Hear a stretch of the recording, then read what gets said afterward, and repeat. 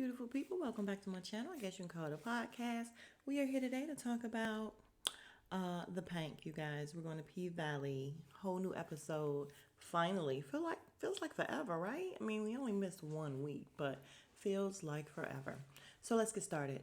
If you are new to the channel, please consider subscribing, like the video, and turn on the post notifications so that you can know when I upload.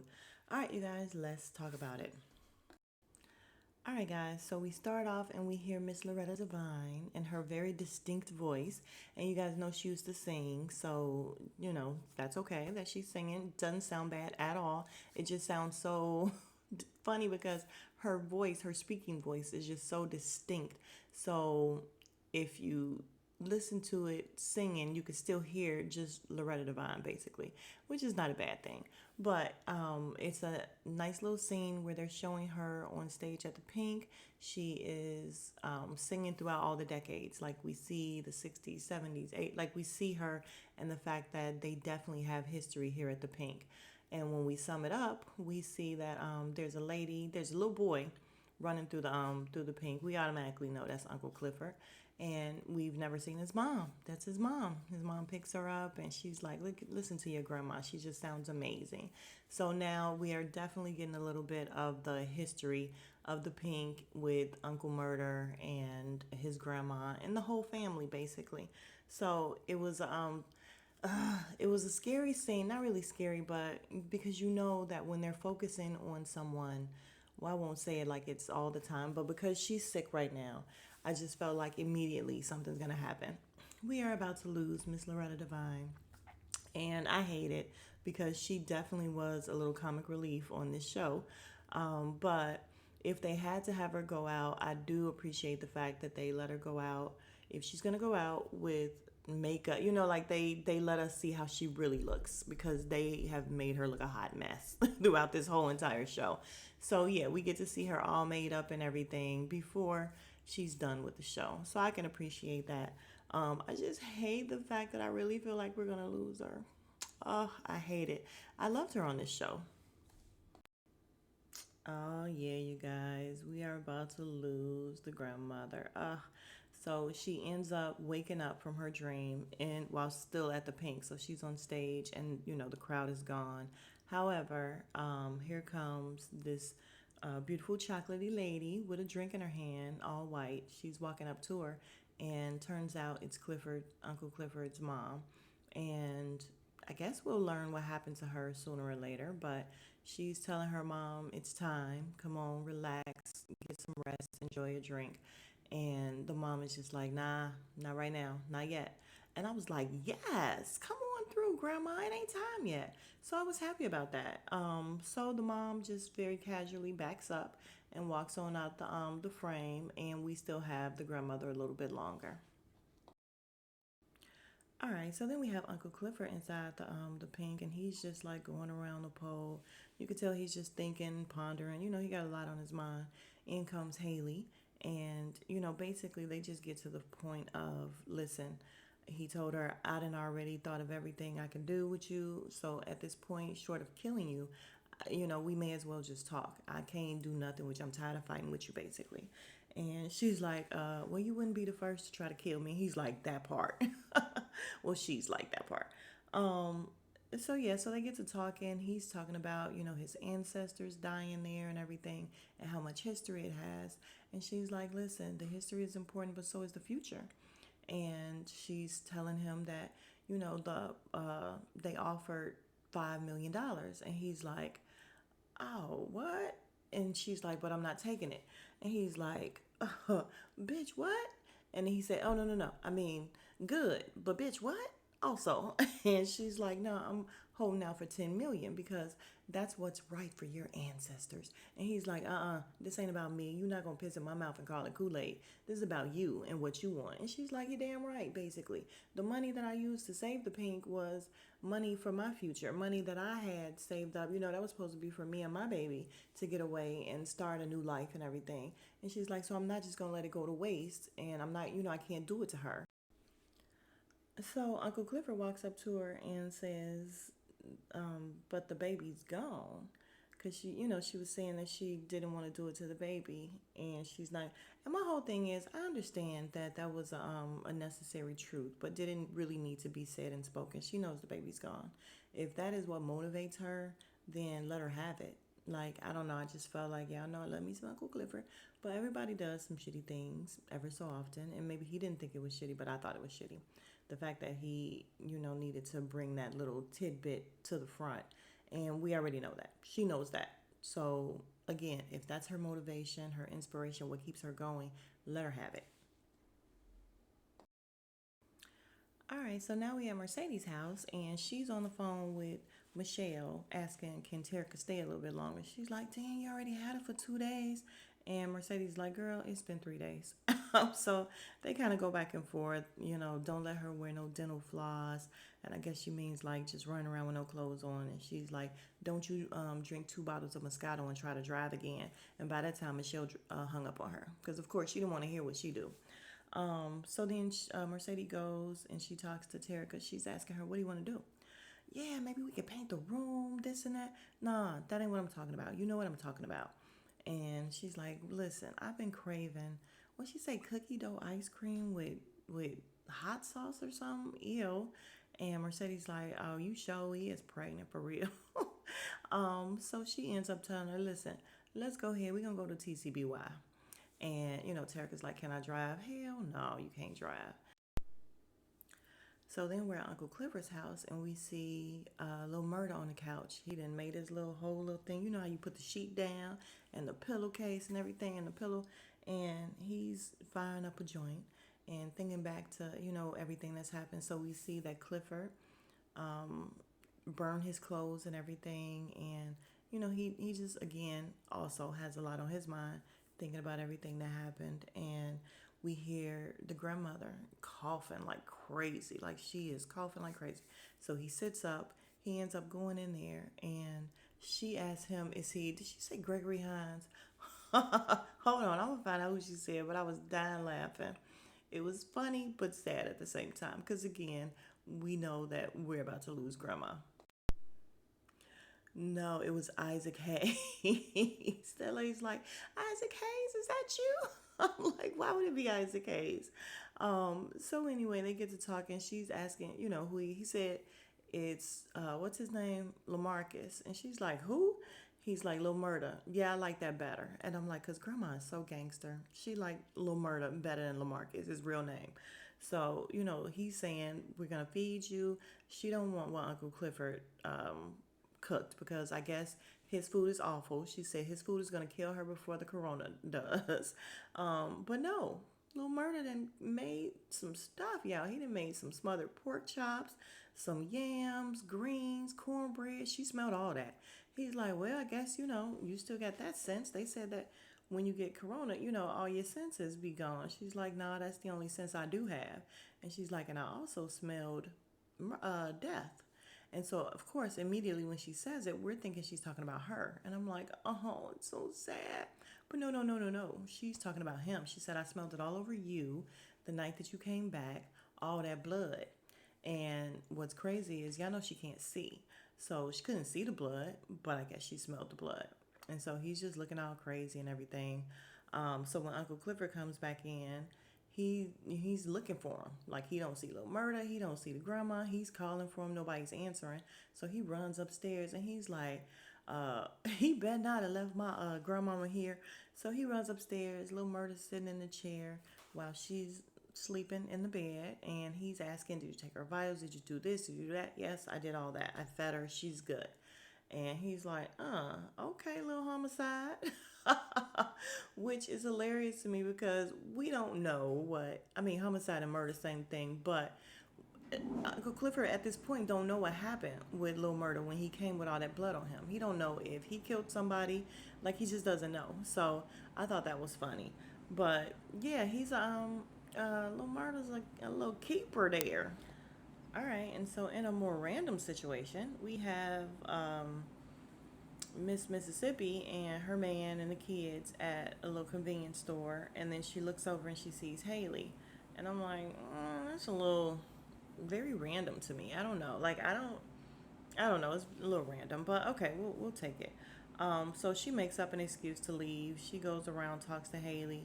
Haley, is like, listen, I see you did not use the gun that I gave you. Like, I see you chose not to use that. She's like, it's not that easy. It's not that simple. And Haley's like, yeah, but there's another way, to get out. That's not the only way that you can get out and get from up under this. And they end up leaving. She puts a little something on Miss Mississippi's mind, but that girl ain't going nowhere. So again, I just felt like it was super random because when did she start thinking about Mississippi again, just out of nowhere? I mean, it's fine. Again, we're gonna let it go. All right, so back at the house with Uncle Clifford and Lil Murda. Lil Murda fixed him a plate. Uncle Clifford is very, she is very impressed. And Lil Murda asked about Haley and what's happening with old girl. She lets him know that, listen, she got an offer of 3 million, didn't take it. Do you think that's crazy? And Lil Murda's like, nah, money come and go. And he's like, that's 1.6 million or whatever for you. And Uncle Clifford is like, what you said, little calculator? And I'm like, they just keep playing with his name. But he says he didn't think it was crazy that he let it go. He's like, you've already swept up 1.6 million in from the floor to pink before, so it comes and goes, it'll come back. So Uncle Clifford's like, okay, so how you doing? And he's like, oh, I'm fine. No, you're not fine because I heard you crying in your sleep last night or whatever. And Lil Murda just stands up and goes to do the dishes. And Uncle Clifford gets up and he's like, I'm going to go get you a change of clothes because it looked like you'll still be here another night. And he kind of walks slow. And I'm sure he was like, please say you staying. Please say you staying. But Lil Murda didn't say he was leaving. So he went to go get him an extra change of clothes. Y'all, I just love Lil Murda. I just do. I think he's so sweet. All right, now we in a car with Mercedes and her daughter, Terica, and WAP is on. And she is like fully singing in front of her mama, all these words and everything. And Mercedes turns it off and she's like, I know you're not singing about that in the condition you in, talking about pull-out game week. And Terica's like, well, how'd you, how you think I got in this position, basically? Somebody's pull-out game was weak. So she's telling her, listen, I feel like we're not going to TCBY. Like, what's going on here? Turns out Mercedes is taking her to Jackson. And she's like, I want you to have a consultation. Ain't no consultation. You taking me to get an abortion. She tell her to pull over. She pull over. The girl throws up. And I just want to kind of wrap up this whole thing because they went back and forth so much with this. But basically, the girl is unsure as to what she wants to do. Like, when I tell you Mercedes asked her like 1,200 times in this episode, it was driving me crazy. So what are you going to do? What are you going to do? I'm like, oh my God, if you ask her that one more time. I mean, I get it, but Jesus. So the girl never knowing what she wants to do. She, they end up still going to Jackson, I guess, to talk to somebody or whatever. They make it in there. Well, first she has to use the bathroom. So they stop at a diner. She runs into the diner and we see, what's her name? Mercedes is having like a flashback of when her mom was there. So she's asking her mom where they gonna sleep or whatever. And this is Patricia Woodbine. She's asking her where she gonna sleep. And I'm like, dang, she had you out there bad like that? Like y'all didn't have no place to sleep? And she's talking about, okay, let's pay the bill and just get out of here. Patricia's like looking at this guy and she's like, go do your thing. And I'm like, what's her thing? Ugh. So the Mercedes is like, nah, I'm not doing it. So at this time, Mercedes is probably like, what, 14, 15, something like that. And she's like, nah, I'm not doing it. Here, I got some money.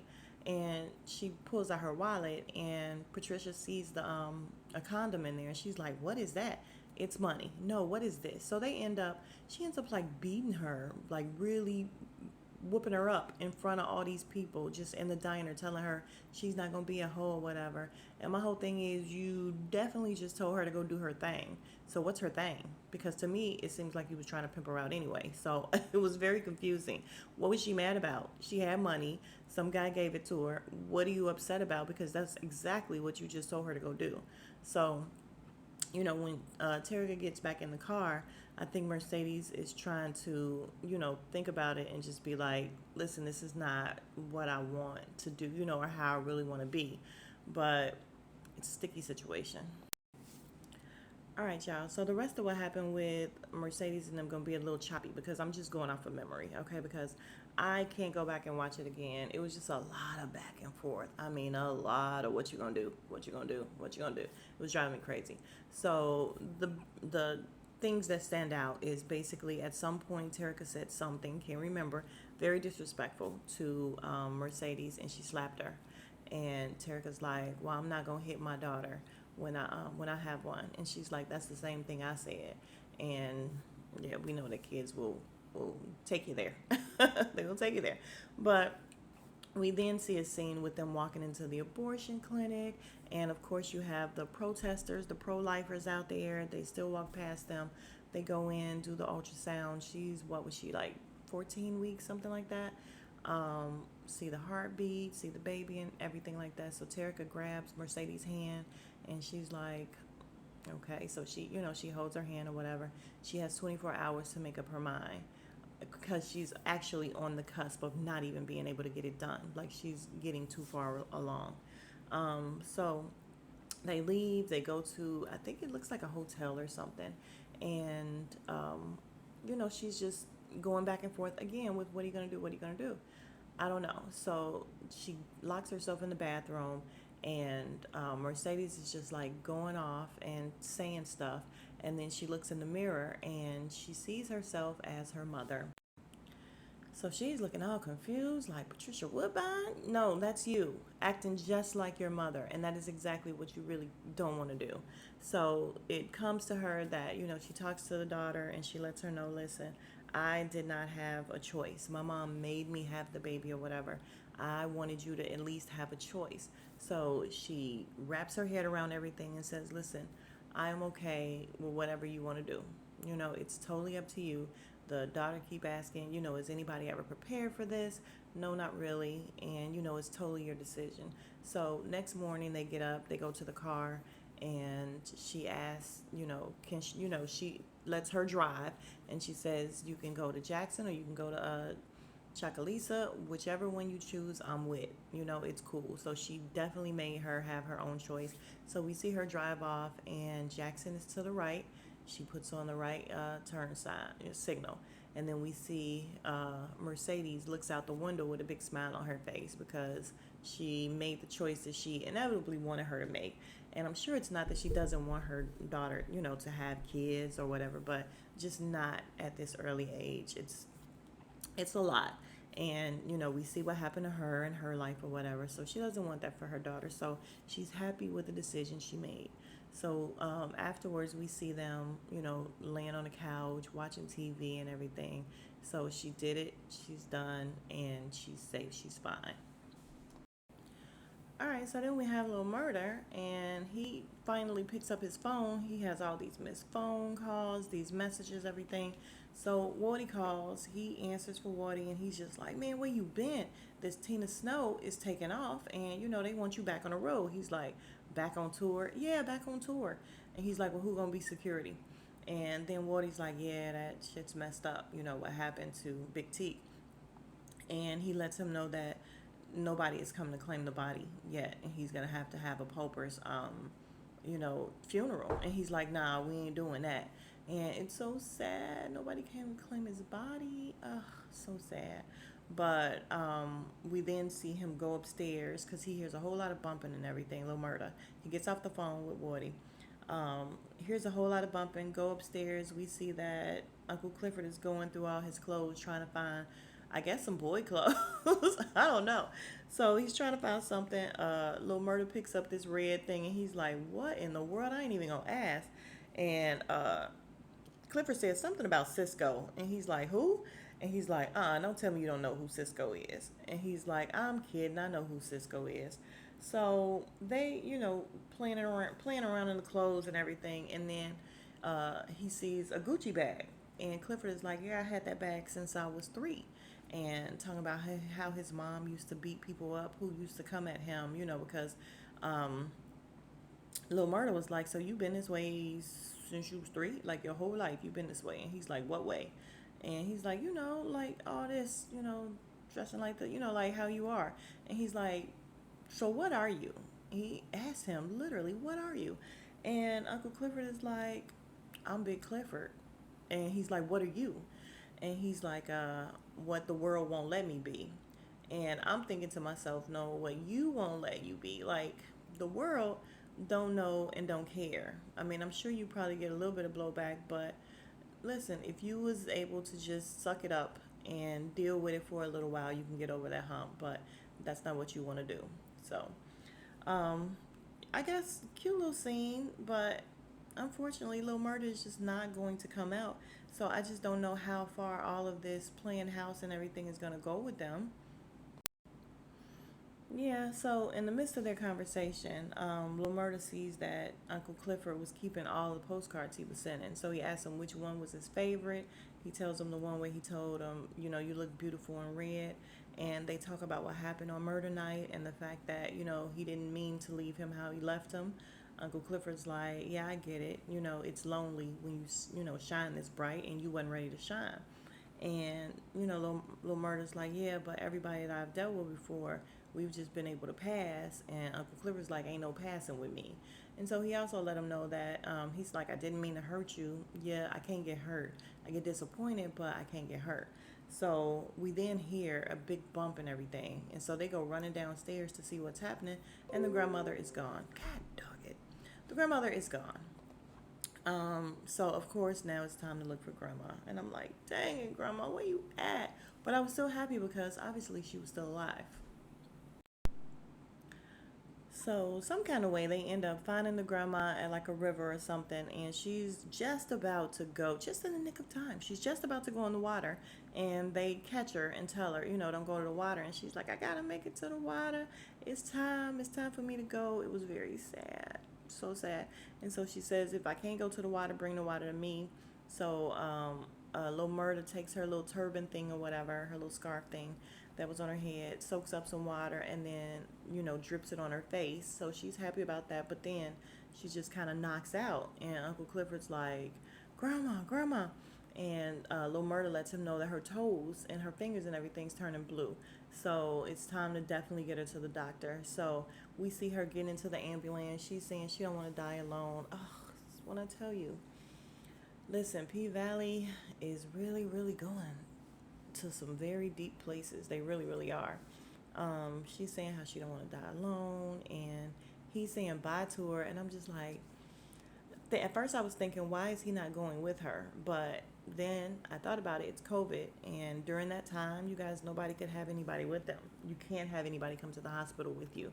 So I guess they didn't feel the need to explain that, but they didn't go. And of course, Clifford is all upset and everything. He's in the shower crying. Yeah, just a sad sight. All right, so as Uncle Clifford is getting out the shower, we hear the thong song. Come on, hear a little bit of Cisco. He goes into the room and sees Lil Murda with all his clothes on and stuff. I mean, a boa, feather boa, and everything. He like, boy, what you got? What you doing? So he dancing around, and they have a good kiki out of that. Like, it was a good moment where Uncle Clifford was able to laugh and have a little fun. They end up falling on the bed, and of course, it goes down. My song comes on, y'all. Kendrick Lamar's Love. That's my jam. But it comes on, very sensual love scene with them, doing their thing. And afterwards, Lil Murda, they're laying there, and Lil Murda is about to tell him what happened. And he has tears coming down. So Uncle Clifford is like, nope, not until you're ready. You ain't got to say nothing. And I'm just wondering how it's going to go over once he finds out that it was, you know, like somebody he loved, like somebody he was involved with. And that's why he's so shaken up. That's why he's so, upset. I'm hoping that Uncle Clifford is progressive enough to just be like, listen, or, wise enough to just be like, okay, this was the past, and unfortunately he's gone. So he doesn't pose a threat to their relationship or anything, but you just never can tell.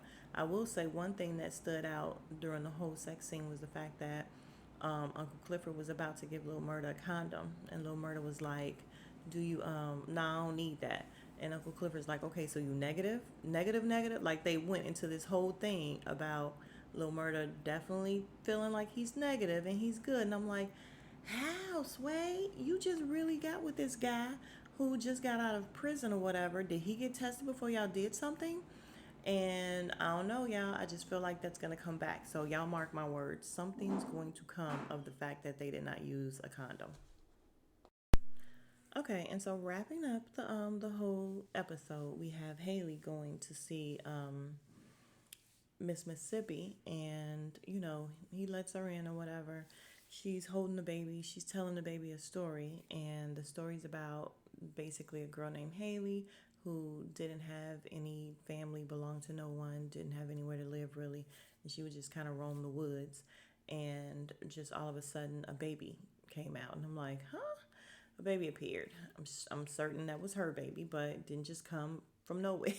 But okay, we're gonna speed this story along. And she said how there was a guy that she lived with, and he kept her in all the best clothes. She had marble countertops, and everything was great. It was a little mini McMansion. And then one day she saw that his teeth were actually knives, and like basically he was the devil. And I'm like, girl, I saw that too with the guy that I lived with. I saw it. I was like, ooh, sleeping with the enemy, no fun. And yeah, so she felt like she was trapped, and she's like, the only thing she did keep was like bags of tears. And she said one day she let go of the bags of tears and made a river, and she could swim, but her baby couldn't. So her baby drowned in her tears. And she felt like she did it because the baby died because she waited too long. She waited too late to leave. And I'll be glad when we get the full story, because I was trying to think back to season one, and it was water. It was water. Was it rainy water? Something like that with the whole thing with her baby. Like all the flashbacks she was having. I mean, eventually they're gonna tell us everything. Like this is more. No, we kind of knew about this. I feel like she told the story a little bit, just in a different way.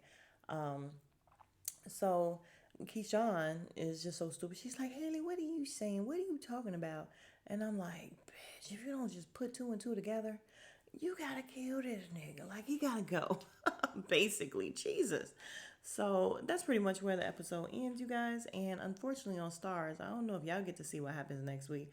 I don't get to see what happens next week. So I guess we will talk about that when it happens. If you are still here, you are the real MVP. Thank you very much. If you have not already, please consider subscribing. Please like the video. It definitely helps with the analytics, and I would appreciate it. And I will see you guys in the next video. Smooches.